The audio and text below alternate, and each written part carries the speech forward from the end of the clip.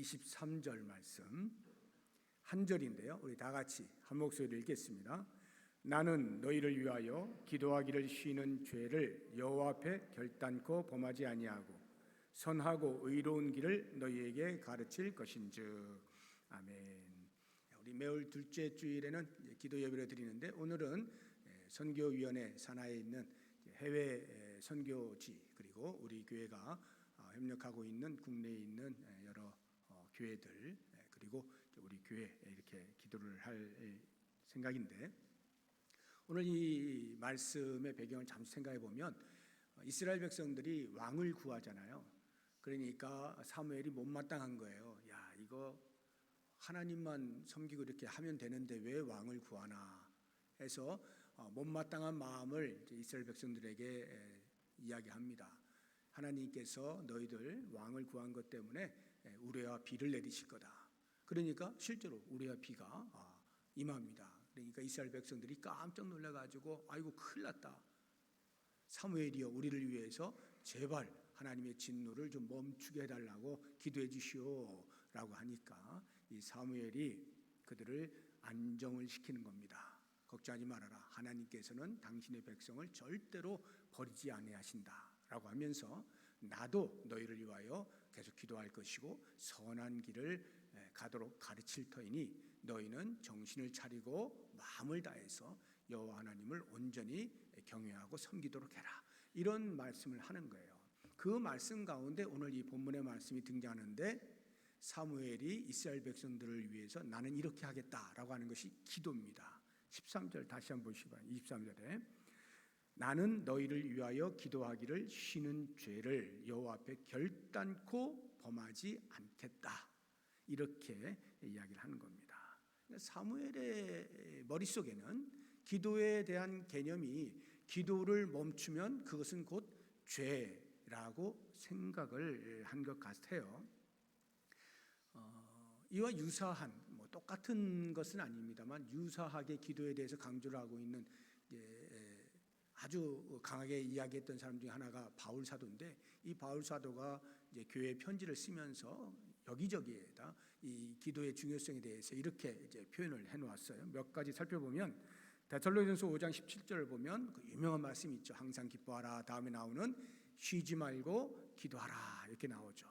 에베소서 6장 18절을 보시게 되면 항상 성령 안에서 기도해라 이렇게 나옵니다. 그리고 골로새서 4장 2절을 보시면 기도를 계속해라. 그래서 끊임없이 기도해야 되는 것. 사무엘은 기도를 쉬면 그것은 곧 죄다라고 하는 것과 일맥상통하는 그러한 내용입니다. 실제로 그렇습니다. 우리는 성령님을 모시고 사는 사람들이죠. 우리 안에 성령께서 내주하여 계셔요. 근데 이 성령께서는 우리를 위하여 끊임없이 기도하시거든요. 그러니까 성령님을 모시고 있는 우리가 만약 기도를 하지 않잖아요. 그것은 성령님을 무시하는 행위고 성령님을 억제하는 그런 행위가 되는 것입니다. 쉬지 않고 어떻게 기도하는가? 24시간 내내 이렇게 예배당에 와서 계속 기도를 하라는 말인가? 그렇지 않다는 건 다 아시잖아요. 쉬지 말고 기도하라 라고 하는 말의 의미는 무시로 하나님을 묵상하고 하나님을 인정하고 하나님과 교제해라 하는 이런 이야기예요. 그래서 제가 늘 이 쉬지 말고 기도해야 되는 그 방편 중에 하나를 말씀드리는 것이, 사진기 이렇게 찍을 때 어두울 때 찍으면 플래시가 터지잖아요. 그 플래시 프레어라고 하는 섬광기도 이렇게 번역할 수 있겠는데, 그걸 잘 이렇게 몸에 익숙하게 습관화시키라는 거예요. 그래서 물론 정기적으로 시간을 따로 떼어서 조용한 자리에 가서 기도하는 그것도 중요하지만 늘 무시로 하나님 앞에서 이렇게 교통하는 그러한 섬광 기도를 습관화하면 쉬지 않고 기도하는 또는 기도하기를 계속하는 이러한 일들이 가능하다는 것을 우리가 경험을 하게 되어집니다. 우리 기독교는요, 이 무딘 습관을 가지고 존재하는 것이 아니라 항상 살아야 숨쉬는 열정으로 존재하는 것입니다. 그래서 만약에 우리가 기도를 쉬죠. 그러면 영적인 현상이 나타나요. 여러분들이 한번 제가 몇 가지 이야기할 테니까 그 중에 해당되면 내가 지금 기도를 쉬고 있구나 아시면 돼요. 기도를 쉬면 어떤 현상이 벌어지냐? 제일 처음 영적 둔화가 일어나게 되어집니다. 이건 무슨 말이냐면 교통이 없으니까 하나님의 마음이 어떠한지에 대한 헤아림의 감각이 둔해진다 이 말이에요. 하나님이 뭘 원하시지? 하나님이 뭘 기뻐하시나? 이런 것에 대해서 둔해집니다. 기도를 안 하면요, 그게 잘 떠오르지 않아요. 그 다음에 영적인 나태가 오게 되어집니다. 영적인 나태라고 하는 것은 우리의 모든 신앙 행위, 영적인 행위 이런 것에 게으름이 찾아와요. 생활에 활력을 잃어버리게 되죠. 이게 영적인 나태예요. 그런가 하면 결국에는 영적인 퇴화까지 오게 되어지는데, 이 영적인 퇴화라고 하는 것은 내가 숨쉬며 살아있긴 하지만 사실은 산 게 아닌, 살아있는 것 같지만 사실은 죽어가고 있는 이런 상태가 영적인 퇴화예요. 기도하지 않으면 우리에게 이런 현상들이 나타나게 됩니다. 저는 기도 생활이 곧 우리의 영적인 실력이다, 저는 그렇게 봐요. 영적인 실력. 여러분 학교 다닐 때 이제 공부 다 해보셨잖아요. 시험을 보면 어때요?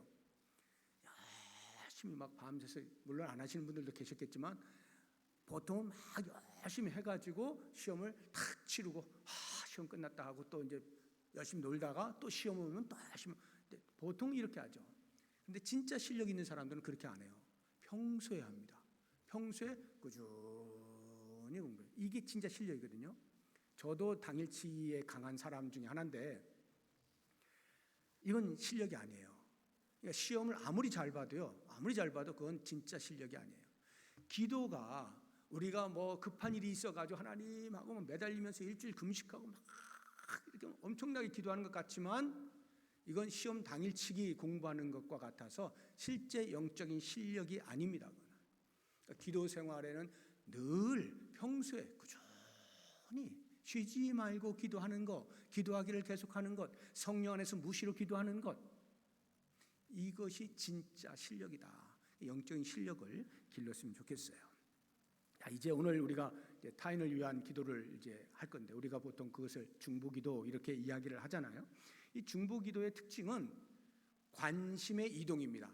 나에게 집중되어져 있던 관심들을 다른 사람에게로 이동시키는 거예요. 저 사람은 어떤가, 저 사람은 어떤가, 이렇게 관심의 이동이 중보기도의 출발입니다. 그리고 이 중보기도는 이타적 기도라 해서 나를 희생하는 기도예요. 다른 사람을 위해서 기도하는 게 뭘 내가 희생되는가 싶지만 일단 시간이 필요하죠. 그리고 기도하는 에너지가 필요한 거예요. 이런 것들이 있어야만 다른 사람을 위해서 기도할 수가 있게 되어지는 거예요. 그리고 제일 중요한 것은 이 중보기도라고 하는 것은 왕같은 제사장의 기도예요. 오늘 말씀의 제목이 왕같은 제사장의 기도 이렇게 돼 있잖아요.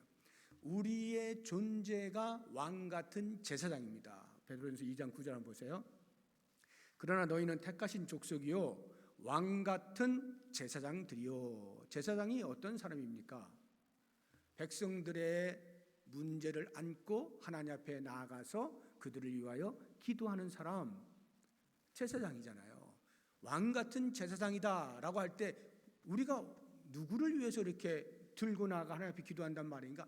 이 세상을 향하여서, 또는 우리의 기도를 필요한 사람들, 그들의 기도의 제목을 안고 하나님 앞에 나아가 기도하는 우리가 바로 왕같은 제사장이에요. 왕같은 제사장의 기도, 이게 바로 중보 기도인 것입니다. 그래서 오늘 우리는 이제 우리가 협력하고 있는 선교지 그리고 국내 농어촌 교회들 기도를 할 텐데요. 기도는 의인의 간구는 역사하는 힘이 크다라고 말씀하고 있잖아요. 그러니까 하나님의 역사를 일으키는 동력이 기도예요. 하나님이 일하시도록 하는 동력이 우리의 기도입니다. 그렇기 때문에 우리는 기도할 때 믿음으로 기도해야 되고 깨끗한 영으로 기도해야 되고 간절하고 진실하게 기도해야 돼요. 이제 우리 교회가 지금 해외 3개 지역을 지원하고 있고 기도하고 있는데요. 거기하고 또 우리 국내에 4개 교회가 있어요. 그 교회들 이제 기도 제목들을 제가 이제 소개를 하면서 이제 기도를 할 텐데 먼저 우리 찬양 한 곡 부르고 이제 기도 시간을 갖도록 하겠습니다.